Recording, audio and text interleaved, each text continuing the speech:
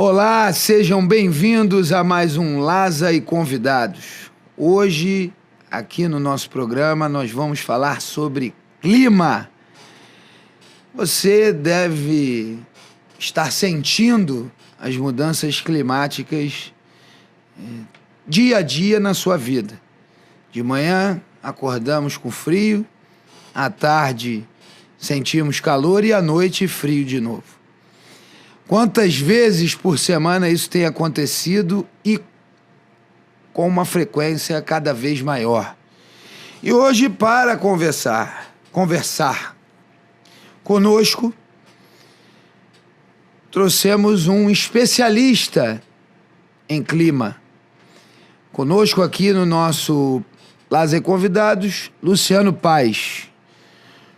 Luciano Paes, ele é professor de geografia, geógrafo, professor de geografia, secretário municipal do clima de Niterói, ambientalista, companheiro do Partido Verde, doutorando em geografia pela UFRJ, professor da rede pública estadual e da rede privada de ensino e, como eu disse anteriormente, atual secretário do Clima de Niterói, que é a primeira secretaria do clima no Brasil. Antes de começar a nossa conversa, eu quero convidar vocês a curtirem o nosso canal no YouTube, que vocês estão aí assistindo. É importante que vocês curtam, comentem, compartilhem. O tema é de suma importância no nosso dia a dia. Luciano, seja bem-vindo ao Lasa e Convidados, meu amigo. André Lazzaroni, muito obrigado, é um prazer, é uma honra estar aqui com vocês, junto com a sua audiência, com o seu público. Faço aqui as suas palavras, as minhas também. É muito importante a gente se juntar com pessoas que produzem o espaço, que produzem a política na cidade, a boa política na cidade, e você e o seu histórico mostram isso muito bem, né? É importante a gente destacar algumas questões ligadas a mudanças climáticas, né, André? Porque ainda essas questões ainda são um pouco complexas, e são de fato complexas, né? Mas a gente tem reparado alguns eventos muito extremos que ocorriam de 10 em 10 anos, 20 em 20 anos, acontecendo todo ano. Esse ano em especial, por exemplo, a gente já teve 4 ondas de calor e o verão ainda não chegou. Né? O verão está virando agora dia 22 de dezembro. Então, assim, as 4 ondas de calor aconteceram em estações que não são as de maior temperatura média. Então, nesse sentido, a gente precisa se adaptar a esses eventos extremos, entender que essa é uma dinâmica da natureza, que o homem contribui e muito para essas mudanças no clima, e aí a gente avança num processo onde que a coisa mais importante é salvar vidas. Então, nesse sentido, as pessoas mais vulneráveis precisam ter um olhar mais destacado pelos governos, as pessoas em situação de rua em especial, porque elas vão sentir também esse calor extremo. E nesse sentido, então, a gente constrói uma sociedade mais adaptada às mudanças do clima, a gente tentar mitigar esses efeitos e tornar a sociedade cada vez mais resiliente. Esse que é o ponto inicial que a gente vai trazer. É importante toda essa sua fala. A gente tem percebido que esses eventos que no passado eram esparçados são eventos naturais, são eventos da Terra. A Terra já passou por, de acordo com a geologia, já passou por vários resfriamentos e já esquentou várias vezes, quer dizer, ela já se reinventou, né? A Terra, ela tem essa... O planeta Terra já se reinventou várias vezes, né? Já foram os dinossauros, já tivemos a Era do Gelo, enfim, são vários eventos climáticos. Só que o que a gente percebe que aquilo que a gente dizia que aconteceria em 2050, está se antecipando para 2023, para 2024, para 2025. Quer dizer, nós estamos antecipando e antecipamos os eventos. E hoje estamos sob o El Niño, com muito mais frequência, com muito mais eventos extremos. A gente percebe isso, né, Luciano? Então, a fala hoje, que a gente quer que os nossos telespectadores eles acompanhem essa questão do clima, que entendam qual a importância de uma cidade se preparar para esses eventos. Porque parece às vezes que a gente prega no deserto. Eu me sinto assim às vezes, acho que você também. Mas eu percebo que cada vez mais as pessoas, quando sentem na pele, elas ficam mais sensíveis ao tema e compreendem mais. Enfim, aqui eu já falei para além, porque aqui você que é o nosso destaque. Não. Quais as atitudes que Niterói vem tomando e como você enxerga que a gente pode efetivamente criar na sociedade algo em que as pessoas entendam a importância do clima, que cada vez mais olhem para isso e cobrem das autoridades. Como é que você tem feito em Niterói? Como é que está a experiência lá? André, você iniciou sua fala de uma forma assim que é muito importante e principalmente a gente precisa ser muito didático também nessas questões, porque são questões que estão impactando diretamente a sociedade. O aquecimento global e o resfriamento do planeta Terra já aconteceu 17 vezes, né? O planeta Terra tem 4,5 bilhões de anos. Nesse processo, 17 vezes já tivemos resfriamentos e aquecimentos. Estamos num processo de aquecimento, que é natural, então, 17 vezes ocorrido. Temos o efeito estufa, que é uma camada de gás, né, de gases, né, que compõem a atmosfera e eles mantêm a temperatura média do planeta ali em torno de 21, 22 graus, para que a gente consiga ter vida. E isso é fundamental e o efeito estufa também é um processo natural. O problema é que a gente está ampliando a quantidade de gases que geram esse efeito estufa, principalmente o carbono. Então a gente ampliou a quantidade de partes por milhão do carbono nessa proposta, e aí, principalmente a partir da Revolução Industrial, e isso acabou gerando, então, mudanças no clima, em nível global, com impactos locais. E aí chegam as cidades, aonde as pessoas mais moram hoje no planeta, a maioria nas cidades. No Brasil, em especial, 85% da população vive nas cidades, né?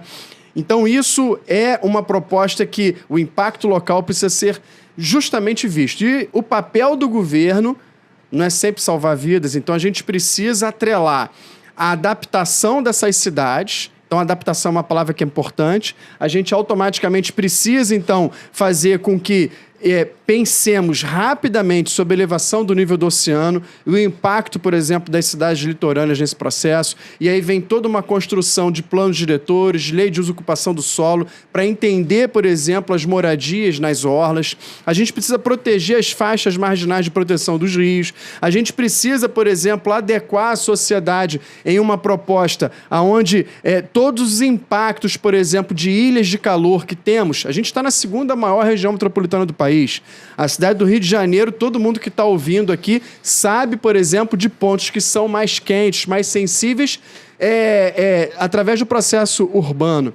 Como que a gente pode, por exemplo, reduzir esse impacto de ilhas de calor? É fazendo reflorestamento, é colocando mais verde nas cidades, é reduzindo, por exemplo, a concentração, é o espraiamento das cidades. Então, cada cidade vai ter a sua singularidade, cada cidade vai ter que entender e enxergar o seu território e automaticamente promover essas ações. Lá em Niterói, a gente tem feito algumas estratégias, a gente criou alguns programas dentro de 5 eixos e a gente tem isso como norte. Lá em Niterói, por exemplo, vou dar aqui, vou chamar a atenção para a gente, por exemplo, sobre o Programa Social de Neutralização de Carbono.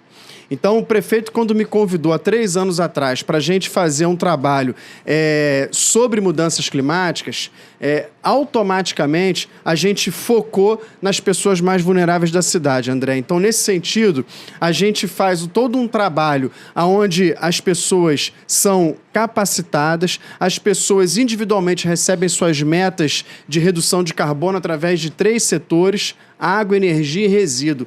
Imagina você falar dentro de uma comunidade sobre água, energia e resíduo. É um desafio muito grande. A gente tem feito isso. A partir disso, a gente construiu, então, uma moeda social que já acontece na cidade de Niterói, mas ligada ao clima, que é a moeda Araribóia Clima. A moeda Araribóia hoje é o principal instrumento de transferência de renda social da cidade, através de economia solidária e através de uma economia circular que a gente faz na cidade, a gente promove, então, pequenos negócios, até grandes negócios na cidade, com a população vulnerabilizada, capacitada, reduzindo suas emissões de carbono também, para que a gente consiga promover a melhor resiliência na cidade. Essa é uma das ações. A primeira ação, educação. Exatamente. Essa é a meta, que as pessoas entendam, né, como você pode contribuir, como o cidadão pode contribuir para diminuir a emissão de carbono. Porque a gente, às vezes, acha que não depende da gente. O que eu percebo muito nas pessoas, no geral, quando a gente fala sobre a questão ambiental, existe uma... Não sei se você percebe isso, mas isso é uma percepção minha depois de 23 anos de vida pública, ter sido deputado estadual 4 vezes, secretário algumas vezes, mas a gente entende, nesse processo, o que eu consegui perceber, é uma percepção, não estou aqui, não sou dono da verdade, nem pretendo ser. Ninguém é. Mas avaliamos Apesar isso. de achar que tem uns que... né, existem alguns aí, todo mundo tem aquele amigo que é o dono da verdade.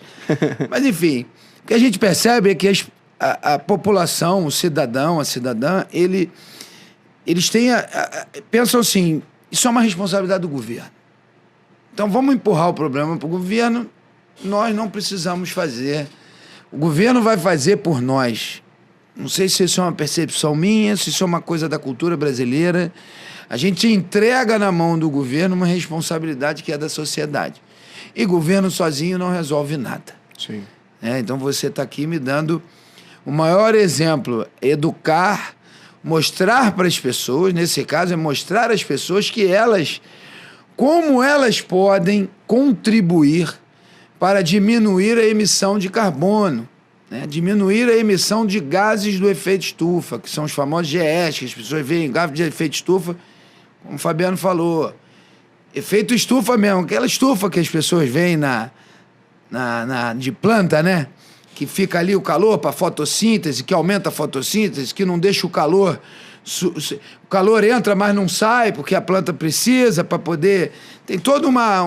Eu não sou cientista, eu sou só curioso. Então, na verdade, a gente está criando uma camada do efeito estufa, que já seria uma natural, não é isso, Luciano? Isso. Já existiria o efeito estufa, até para nos proteger... Né? Travar ali entre 21 e 22 graus para a gente ter vida na Terra. Com o aumento da indústria, com o aumento da poluição dos carros, enfim, dos aviões, da energia que a gente aumentou o consumo, isso tudo gerou mais gases e nós estamos aí... o calor não está subindo como deveria. Isso. E não está entrando como deveria, né? O que sai... Porque travar tem uma didática aí, né? Que tem uma dinâmica. Quando você aumenta a quantidade de gases de efeito estufa, você aumenta esse efeito tampão. E aí, automaticamente, a radiação solar, ela tem ali dificuldade... de sair. Isso. Ela tende a entrar e tende a sair... Esses gases, eles que eram um pouco mais rarefeitos, são mais concentrados. Então, automaticamente, a atmosfera... ela vai segurar mais esse calor no planeta Terra. E aí, por isso que provoca as mudanças do clima. Em alguns lugares sofrem mais porque tem mais gases ou eles se concentraram mais ali. É um pouco meio que a ilha... aquelas ilhas de plástico também. Tô mal comparando com as ilhas de plástico, porque a gente hoje já sabe que com as correntes marinhas, o plástico que a gente joga aqui que as pessoas jogam no rio, vai pro mar... ele segue uma rota e se concentra no lugar, nas ilhas de plástico. Sim. Tem até um trabalho bem legal da Ocean Cleanup para limpar essas ilhas de plástico. É mais ou menos isso. Se os gases eles seguem uma rota ali e se concentram no lugar e criam mais calor aqui, mais ali. A maior concentração de gases de efeito estufa, ela está na região tropical e equatorial. É porque, por conta do fenômeno de rotação da Terra, aí você tem forças... ventos, rotação... Isso. A força centrífuga do planeta Terra faz com que você tenha maior quantidade de gases nessa linha equatorial. E conforme vai indo para os polos, você tem uma menor redução desses gases. Tanto é que o buraco na camada de ozônio, ele acontecia nos polos por conta disso. Você tem menos ozônio lá. Mas, enfim, você puxou um detalhe aqui que eu acho que é, assim, muito importante. E, principalmente, eu agora que estou no governo, eu sinto isso e percebo que esse olhar, ele é fundamental, né? Da responsabilidade do governo. É óbvio que o governo tem sua responsabilidade e precisa tratar desse assunto de forma muito séria, né? Mas todos os outros atores que contemplam, por exemplo, o espaço, o território, como, por exemplo, a sociedade, as universidades, as empresas, as ONGs, elas precisam estar presentes. As associações de moradores. Precisam perfeitamente estar presentes nessa proposta. A gente criou, André, um programa esse ano que, foi até certificado pelas Nações Unidas. Eu tenho muito orgulho de falar isso. Esse programa é um programa dedicado às empresas da cidade de Niterói. Então, ali a gente fez uma parceria da Secretaria do Clima com a Controladoria Geral do município e mais 6 associações: OAB, CRC, SEBRAE, FIRJAN, CDL e a CIERJ.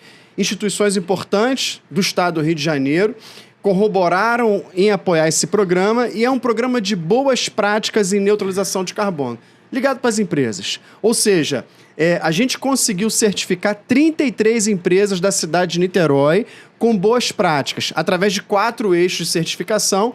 E aí, consequentemente, a gente promoveu ali uma alteração no setor produtivo das empresas, a gente promoveu uma alteração no modo de olhar do gestor, no modo de olhar dos colaboradores, para uma economia de baixo carbono. Então, isso para nós também nos orgulha muito. Lançamos na semana passada o segundo edital, vai ficar disponível no nosso site, então convido a todos aqui a entrarem... De certificação, isso é, agora em janeiro. E aí, automaticamente, as empresas se inscrevem para a gente, ao longo, então, do período de 2024, a gente também fazer o processo de certificação. Lá no nosso site tem fotos, tem todo o edital, então isso é uma coisa que nos orgulha muito. Ou seja, a gente precisa focar na população, mas também a gente tem que trazer as responsabilidades das empresas, a gente precisa trazer as universidades de forma qualificada também para mostrar esse debate e inserir nos jovens essa temática. As pessoas empurram, mas quando a gente vai para uma discussão e vê que tem que envolver a sociedade. Mas quantos governos hoje se preocupam efetivamente com o clima? Isso aí é muito difícil, né, André? A gente tem recebido, muitas conversas de outras cidades brasileiras com relação à gestão de clima, né? Niterói foi pioneira, o prefeito Axel Grael criou a primeira secretaria dedicada a mudanças climáticas do Brasil em fevereiro de 2021, né? E a gente está lá fazendo esse trabalho, que é um trabalho que hoje virou referência em nível nacional e também em nível internacional. A gente acabou de voltar da maior conferência sobre mudanças climáticas do mundo, que é a COP, né? A gente participou agora da COP 28, mas também estamos trabalhando desde a COP 26, que aconteceu na Escócia, a COP 27 que aconteceu no Egito e agora nos Emirados Árabes Unidos. E lá, Niterói se tornou destaque. Lá a gente tem recebido um forte apoio de outras cidades internacionais também, porque aquilo que a gente começou a conversar, né? As mudanças do clima, elas são globais, mas os impactos são locais. Então as cidades precisam trazer também as suas responsabilidades. E aí, nesse sentido, as COPs, desde 1992, da Rio 92, né, que você participou também bastante, que foi decidido que todo ano os países iriam se juntar para poder discutir sobre as mudanças climáticas. Isso começou 3 anos depois, em 1995, com a primeira COP. E de lá para cá, os chefes de Estado se colocam, por exemplo, nas suas metas, nos seus monitoramentos, as ações que estão fazendo para reduzir carbono na atmosfera. Só que os chefes de Estado, muitas das vezes, não combinam o jogo com as cidades, não combinam o jogo com o prefeito. Como é que você vai fazer um trabalho de redução, por exemplo, do desmatamento na Amazônia, como foi feito agora, recentemente, se você não combinar o jogo com o prefeito que está lá com o pé no solo, fazendo um trabalho de fiscalização junto com o governador daquele estado. Então, essa articulação de escalas de entes federativos é muito importante para a gente. Percebi, e essa foi a principal, o ponto alto, por exemplo, da COP28, no meu entender, foi esse. Os ministros, por exemplo, do atual presidente, do governo todo, né, Lula, estavam muito mais acessíveis a gente, eles estavam muito mais interagindo e abrindo as portas e percebendo que as cidades precisam se colocar de forma decisiva. A gente não vai ter o poder da caneta ainda na COP, mas a gente vai ter a possibilidade de mostrar, olha, isso precisa ser deflagrado, isso precisa ser atuado, e é nessa direção que a gente tem que trabalhar, com articulação na política. Nós precisamos de lideranças. Exatamente. O ser humano, a vida inteira, nós chegamos até aqui porque nós tivemos lideranças que nos apontaram caminhos, às vezes caminhos errados. E, na maioria das vezes, caminhos certos, porque a sociedade, pega lá de trás, houve uma evolução. Eu participei da COP15, eu era deputado à época. Nós não tivemos nas COPs, na minha visão, os avanços foram pequenos para o que nós precisamos. Precisamos de lideranças que entendam efetivamente a importância de se apontar um caminho, de unir as prefeituras, de unir os brasileiros, de unir os povos do mundo inteiro numa busca de algo que nós precisamos buscar, que são as saídas para a redução de carbono, saídas para preparação das cidades para receber essas ondas de calor, onde elas ocorrerão, porque hoje a gente já sabe. Pelo menos a gente recebe aqui, onda de calor amanhã, de 5 da manhã até 9 da manhã, nós vamos ter o pico, pai. As pessoas que puderem ficar em casa, fiquem em casa. É mais ou menos isso. Nessa COP28, quais foram os avanços na sua visão, além do avanço do governo, desse governo para o governo passado, porque o governo passado não estava nem aí para o clima. Era negacionista, né? Negacionista no máximo. Negacionistas, as pessoas estão nos olhando, nos vendo aqui, negacionistas são aqueles que negam a existência da mudança climática. Negar a existência da mudança climática é a mesma... negar que nós estamos aqui nesse mundo. Exatamente. É isso. Quando a pessoa nega que existe uma mudança climática, ela está negando a sua própria existência nesse mundo, porque você está sentindo. Eu não sentia, né? Outro dia eu até brinquei com a minha mulher, eu falei, eu faço aniversário dia 3 de dezembro, 2019, um 3 de dezembro, eu passei, nunca tinha feito isso na minha vida, passei com um casaco. 3 de dezembro, no Rio de Janeiro, passei com um casaco. Olha isso. E querem me convencer que não tem mudança climática. Esse ano eu já passei embaixo do ar-condicionado, né? Quem tem ar-condicionado fica embaixo do ar-condicionado, quem não tem? Passa mal, morre. Então a gente tinha um governo negacionista que negava a existência, e terraplanista, né? Que para mim é negar a diferença do clima, negar a mudança climática. A gente pode até tolerar agora, porra, dizer que a Terra é plana, para mim era muito pior, essa visão louca. Então, mas a mudança da interlocução do governo do ente federal com o ente municipal é visível. Mas o que você sentiu no mundo? Assim, você estava lá, foi uma conferência mundial. O que você sentiu? Vamos ter avanços? Podemos ter esperança de ter avanços? Temos líderes hoje mundiais mais antenados com a questão do clima? Sentimos que a sociedade está cobrando cada vez mais uma resposta? Qual a sua visão, meu irmão? A COP28 aconteceu na região que tem a maior quantidade de petróleo do mundo. 60% de todo o petróleo do mundo está no Golfo Pérsico. A COP não foi lá à toa, né? A sociedade, as próprias instituições que trabalham nesse sentido, as Nações Unidas, cobraram da região e de todo o planeta uma resposta à transição energética. No meu entendimento, lendo a carta final da COP28, eu entendi que a gente deveria ser mais ambicioso, né? Numa transição energética mais efetiva. A redução do combustível fóssil, ela é fundamental. André, a natureza, ela é muito sábia, muito inteligente, muito mais do que a gente, obviamente, né?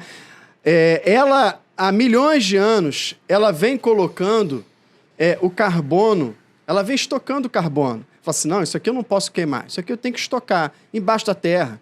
E se criou o quê? As jazidas de petróleo, né? E estava lá estocado. A gente descobriu aquele ouro negro no século XIX e no século XX fizemos uma verdadeira transformação. A gente usou petróleo em tudo, né? Por quê? Porque é uma matéria-prima de baixíssimo valor, e o petróleo começou a ser utilizado com diversos derivados. A ciência avançou muito, as tecnologias foram possíveis muito com relação ao petróleo. A gente entende que o petróleo ele tem que permanecer, ele vai permanecer, mas a gente precisa entender também que hoje a gente possui outras matérias-primas muito mais sustentáveis que o petróleo, que fazem o mesmo trabalho que o petróleo e não impactam tanto, por exemplo, o planeta Terra como o petróleo. Então, o que acontece? A gente teve uma grande sinalização de que foi pontuado que até 2050 a transição energética ela vai ter que existir em todo o planeta. Eu acho essa distância temporal muito longa. Essa é a minha avaliação e de alguns especialistas também.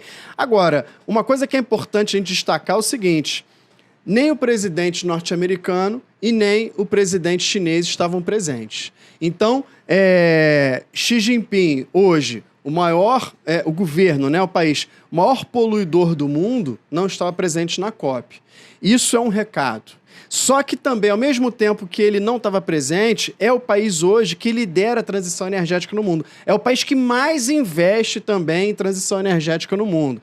É a China. Hoje, aquelas grandes imagens que vimos na década de 90, com as pessoas andando de máscara na rua, porque a poluição era muito grande, hoje a gente tem diversas cidades chinesas com, assim, a qualidade do ar muito interessante, muito importante. Por quê? Porque o chinês está fazendo o seu dever de casa. A gente tem diversas outras nacionalidades que também estão fazendo o seu dever de casa, mas, em especial, as nações mais ricas são as nações que mais poluem o meio ambiente. E essas nações, elas precisam... São as que mais consomem recursos naturais. Exatamente. São as que mais poluem, que usam mais carro, usam mais energia. Nos Estados Unidos, a energia é tão barata que as pessoas deixam o ar-condicionado ligado o dia inteiro. Olha isso. E lá, se você tem desligar o ar-condicionado, a casa que tem um método construtivo, surge um fungo e destrói toda a residência. Então, o ar-condicionado lá tem que ficar ligado o dia inteiro. Doideira. E eles pagam um valor bem baixo, porque eles têm muitas térmicas. Isso. A maioria é carvão. Carvão, petróleo e gás. Então, essas nações mais ricas, elas precisam apoiar os países em desenvolvimento, os países mais pobres, na transição energética justa, apoiar a população, por exemplo, hoje, que vai ser afetada muito no que diz respeito a alimentos, porque a mudança climática ela afeta a produção agrícola, e afetando a produção agrícola, o preço dos alimentos vai subir e vai impactar o mais pobre, André. Essa agenda de mudança climática é uma agenda essencialmente social e econômica. Ela não é uma agenda somente ambiental, como muitas pessoas acham. Se a gente não focar na proteção das pessoas mais vulneráveis, com certeza, a gente vai ter desastres ainda muito maiores por vir. Tem que enganjar os Estados Unidos, né? É isso. Pelo que a gente entende, os Estados Unidos... Mas os Estados Unidos não vão se enganjar nesse momento. Eu não vejo eu não sou... Eu sou otimista por natureza.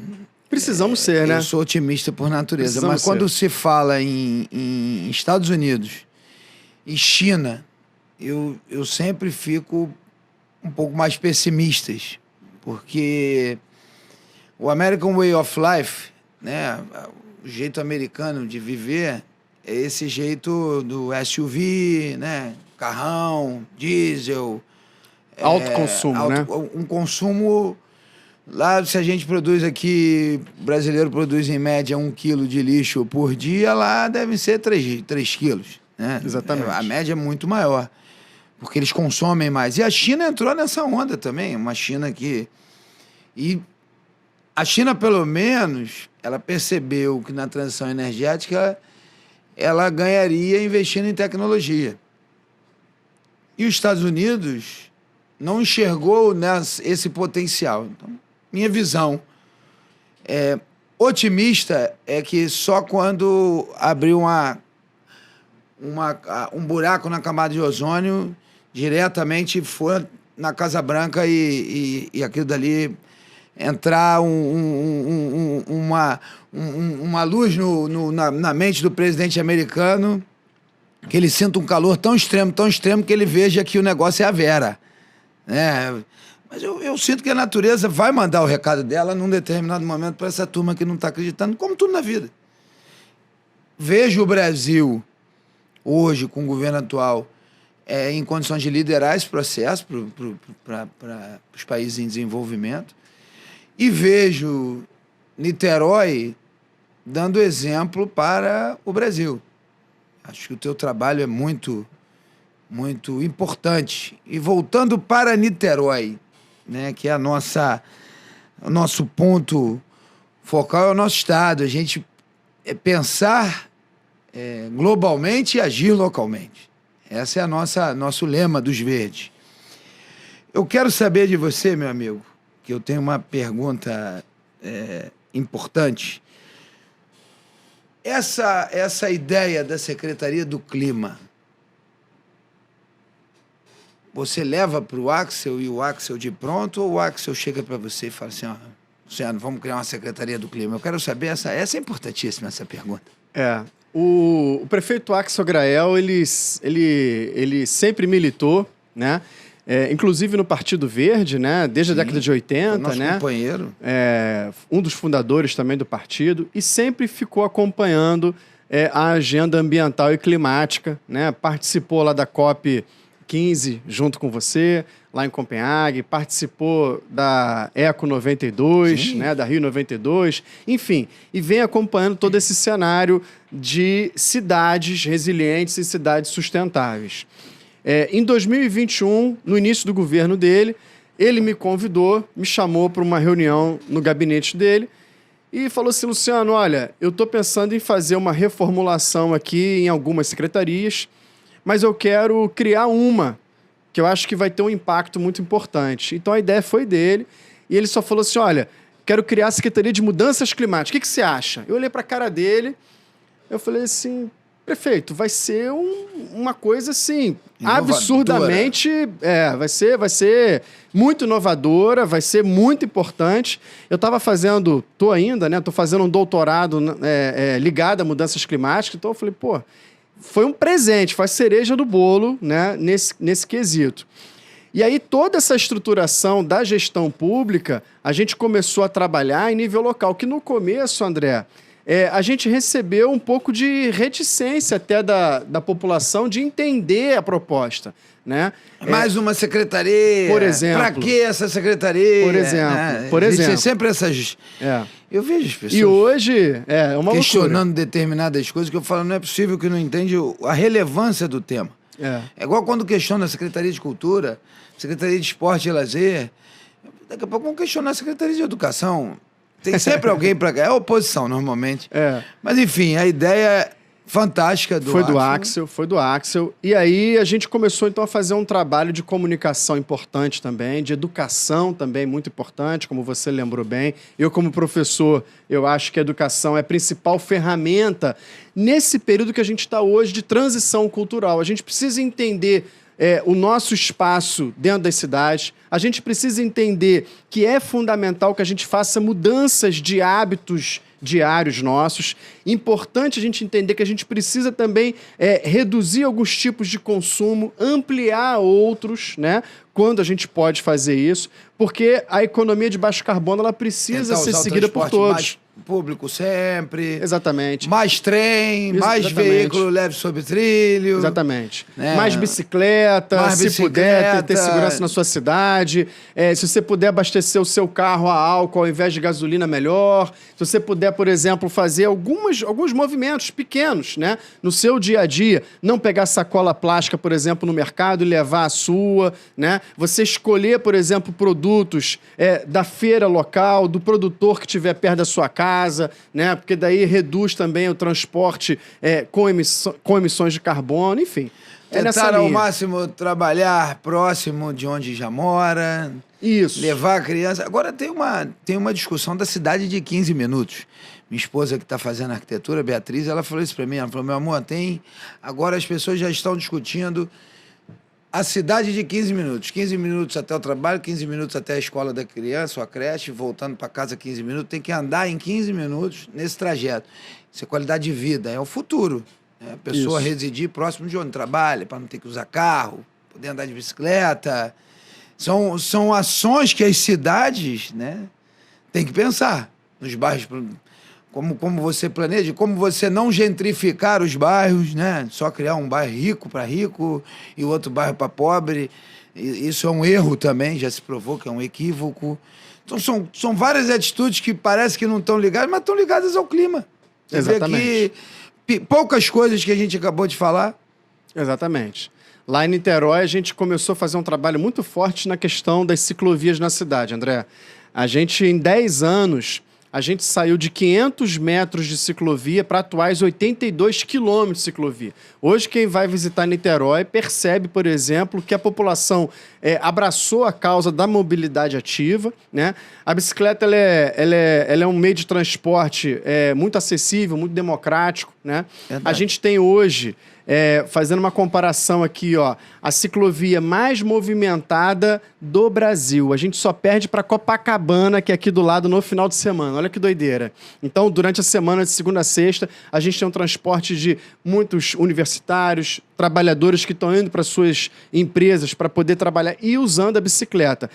E essa malha cicloviária é fundamental. Então, isso é uma forma de a gente adaptar as cidades, incentivar, mitigar gás de efeito estufa e tornar a cidade mais sustentável. Esse é o caminho que a gente tem construído lá em Niterói. Esse é um caminho que, quando eu vejo as cidades da Baixada Fluminense, em especial Duque de Caxias, eu percebo que os gestores não conseguem captar essa importância, né? Então, a gente vê que a cidade de Duque de Caxias parou no tempo, a gente fica preocupado. A ideia, na verdade, do nosso Lazer Convidados é mostrar que tem saídas, né? Então, vem aqui hoje o Luciano Paes. Eu quero, Luciano, te agradecer muito, né, pela sua participação. Eu sei que a sua agenda é uma agenda louca, né, que você se dispôs a isso, né, doando à sociedade, é um professor. Eu quero te parabenizar, sabe, que você trouxe aqui várias ideias para o nosso futuro plano de governo lá, que a gente está na cidade com o nosso companheiro Zito. Aliás, o Zito, ele tem falado muito de ciclovia, o Zito tem falado muito em transição energética. Eu tenho ouvido muito do Zito também falar sobre um incentivo a uma escola de gás, petróleo e energia renovável. Fundamental. Porque Duque de Caxias tem Reduc. Isso aí. Não adianta a gente achar que acabou, zerou, ninguém mais agora anda de... Isso é maluquice, ninguém mais anda de carro agora. Acabou, vamos fechar os postos de gasolina.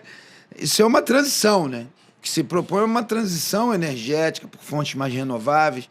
E a gente está de olho nisso. Uma escola em que a gente possa ensinar aos nossos jovens o petróleo, né? Porque é uma cidade industrial, Duque de Caxias, é uma cidade que depende muito da Reduc. Tem um polo gás químico lá atrás também, tem um polo de plástico, né? Um polo forte de refino de petróleo. Então a gente não pode achar que isso tudo vai acabar da noite para o dia. Mas a gente tem que começar. E Duque de Caxias poderia ter hoje, sim, uma escola pública de qualidade técnica que ensinasse aos jovens, desde cedo, a questão da transição energética, a questão das energias renováveis. Então está lá o O Zito fala aí sempre que ele pode, ele diz, nós vamos fazer aqui em Duque de Caxias uma escola para os jovens, uma escola técnica focada em transição energética, né? Energias renováveis, petróleo e gás. Isso Até aí... para a gente saber como é que a gente vai lidar, porque tem que ter esses estudos. E tem uma massa de jovens que vão ter que tocar esse processo daqui a pouco. Daqui a pouco nós não estamos mais aqui. Não demora muito, a gente passa. Né? A vida passa rápido e a gente precisa de respostas rápidas porque está arriscado acabar o planeta.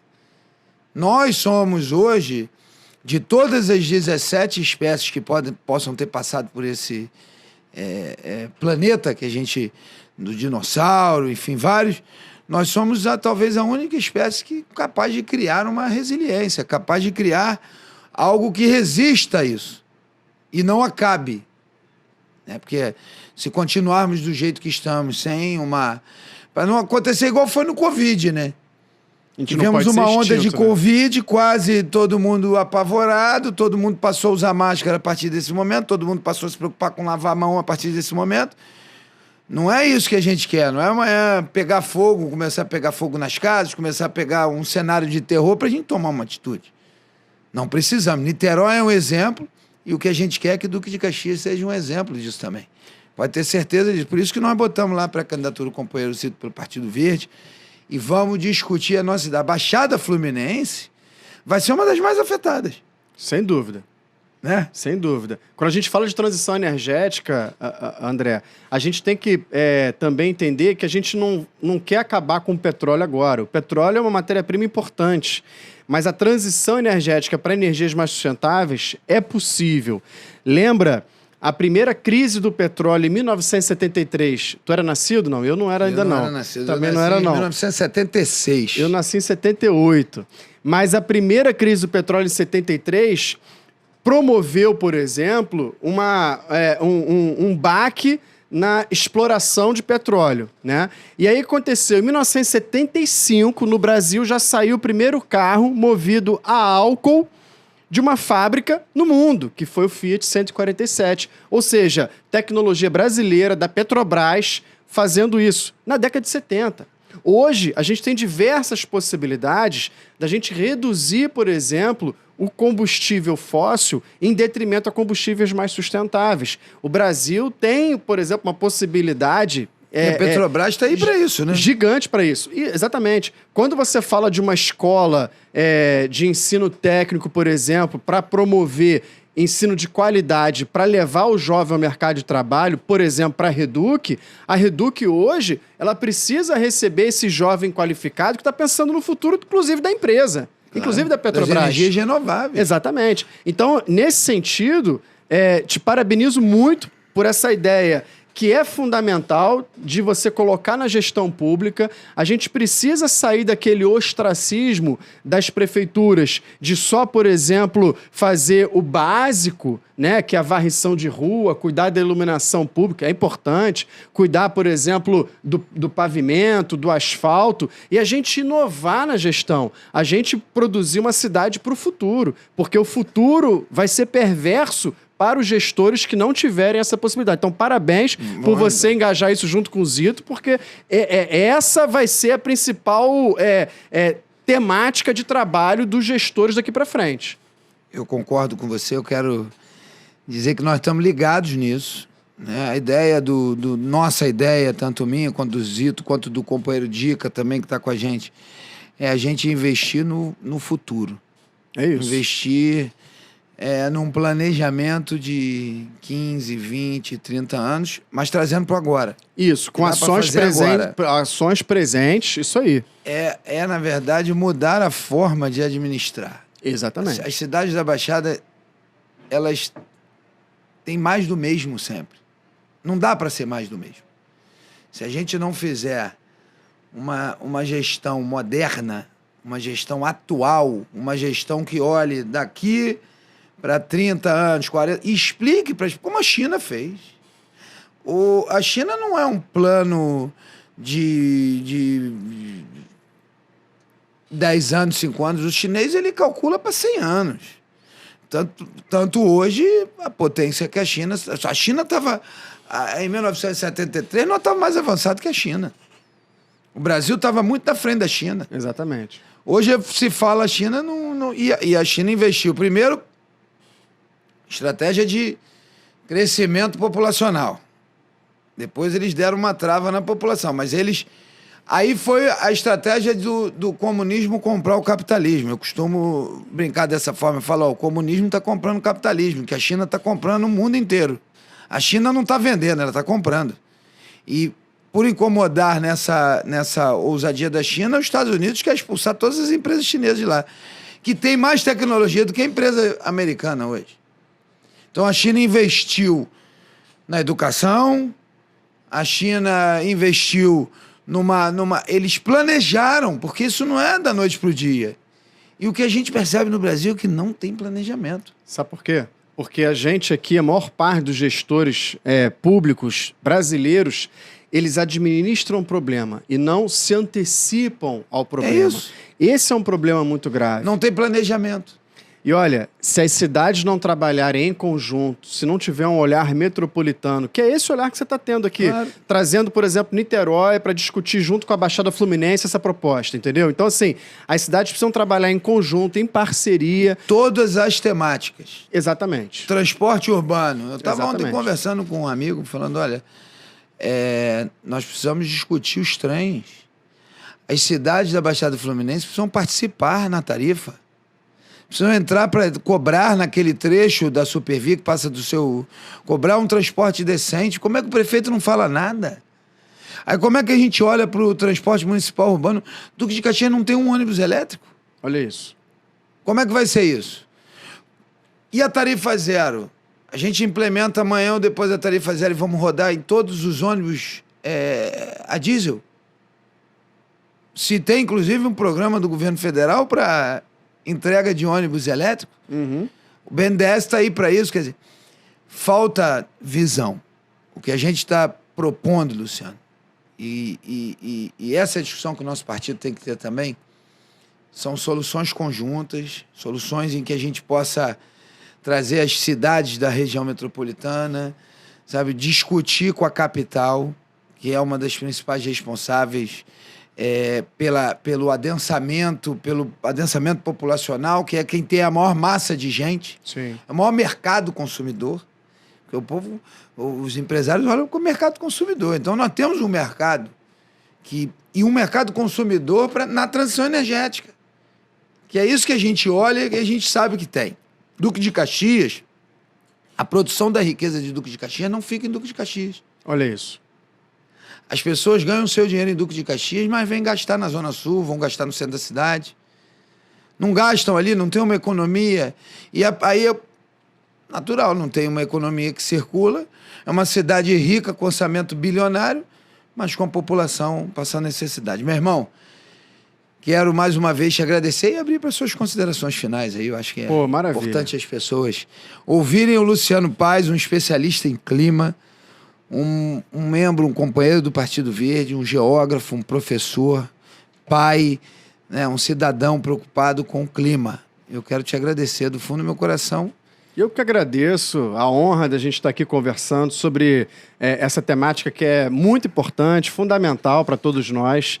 É uma temática que, como a gente acabou de falar aqui, ela não pode ficar isolada. A gente precisa fazer um trabalho com todos os setores envolvidos, com todas as cidades, por exemplo, trabalhando em conjunto com uma proposta, né?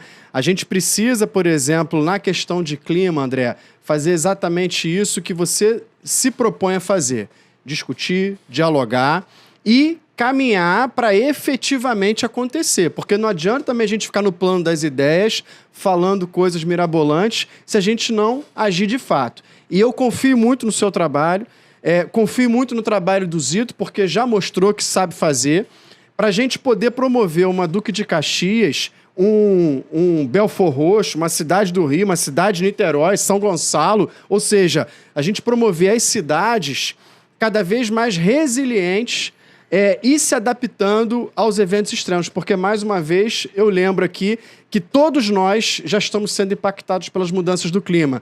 Agora, as pessoas mais vulneráveis, 15 vezes mais, de acordo com o último relatório do IPCC. Então, se a gente não der o foco e chamar a atenção para a educação, para o transporte, para a mobilidade de modo geral, para a segurança, para a saúde, para o saneamento, a gente não vai conseguir, por exemplo, proteger grande parte da população que está sofrendo com mudança do clima. Parabéns, muito obrigado. Estou à disposição para a gente construir sempre uma gestão focada aí nas pessoas. Obrigado, Luciano. Eu quero agradecer a você que ficou conosco até o final, dizer que nós estamos atentos numa gestão moderna, de olho no que está acontecendo no mundo e sempre pensando como nós podemos discutir essas soluções no cenário local da nossa cidade de Duque de Caxias. E o que a gente espera é que Duque de Caxias possa ser um exemplo, como é Niterói. Parabéns pelo seu trabalho, Luciano. Parabéns ao prefeito Axel Grael. O Axel hoje está no PDT, mas sabe que o PV está sempre de portas abertas, escancaradas para ele. Nós temos muito orgulho de ter participado de alguma forma nessa formação dos políticos de Niterói. O PV tem esse impacto, o PV é muito forte lá. Niterói é uma cidade que tem que ser um exemplo de qualidade, é um exemplo de qualidade de vida, é um exemplo do amor que o niteroense tem por Niterói, esse orgulho de ser niteroense, de morar num local onde a qualidade de vida é o foco principal, e é o que a gente espera em breve para a nossa cidade, Duque de Caxias. Muito obrigado e até a próxima segunda com mais um Lázaro e Convidados. Uma boa noite.